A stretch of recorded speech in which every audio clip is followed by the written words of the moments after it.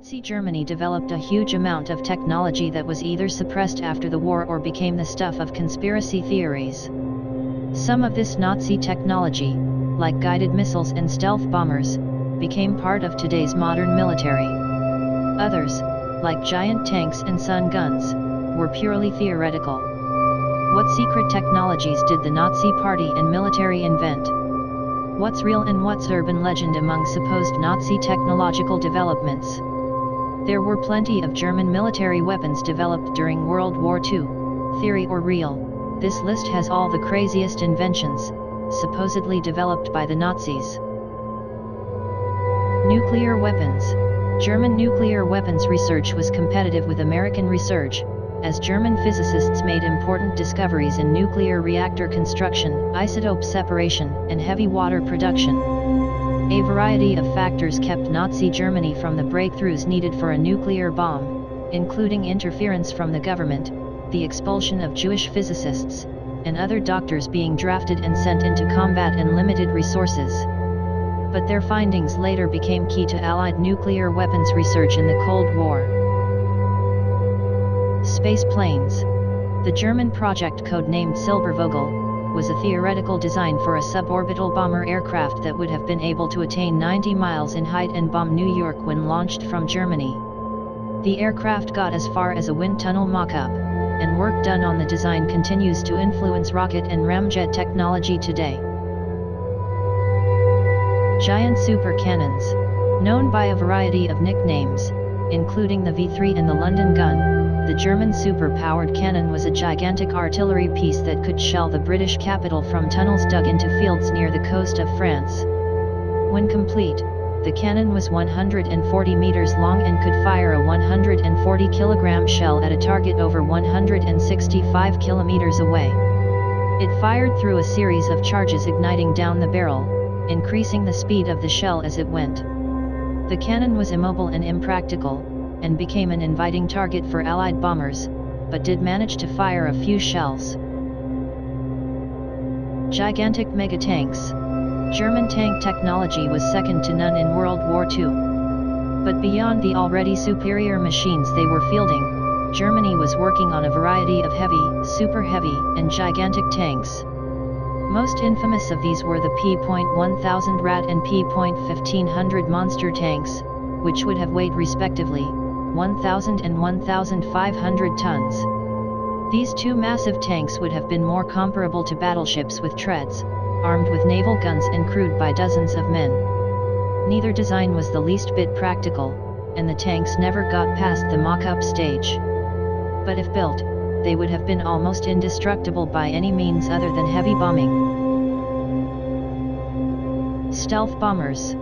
The Arado E.555 and Horten Ho 229 jet bombers were Germany's prime candidates to fly from Europe to New York for the purposes of dropping an atomic bomb. They used the same flying wing designs and low radar profile that the B-2 bomber would later adapt. If the war had dragged on and Germany had the resources to complete the bomber and nuclear projects, they could have destroyed Manhattan without anyone seeing it coming.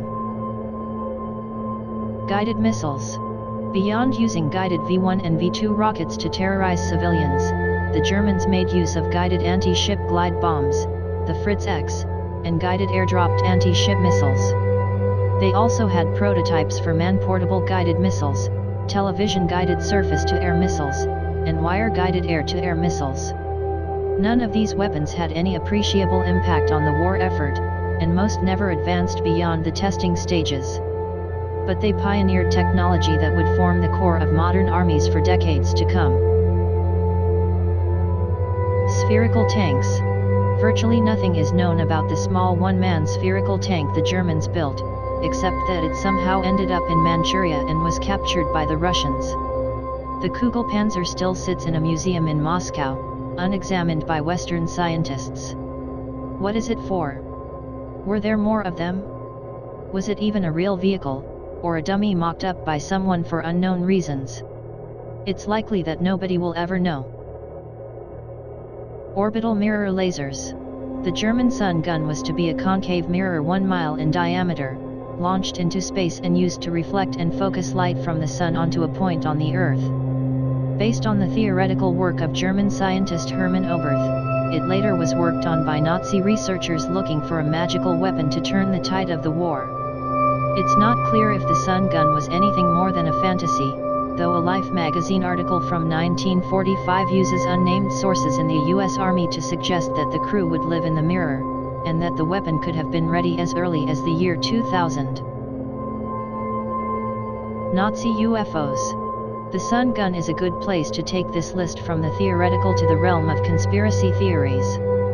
None of what follows actually was developed by the Nazis, but instead is attached to them through internet chatter, rumor, and urban legend. Chief among these is the Nazi UFO conspiracy.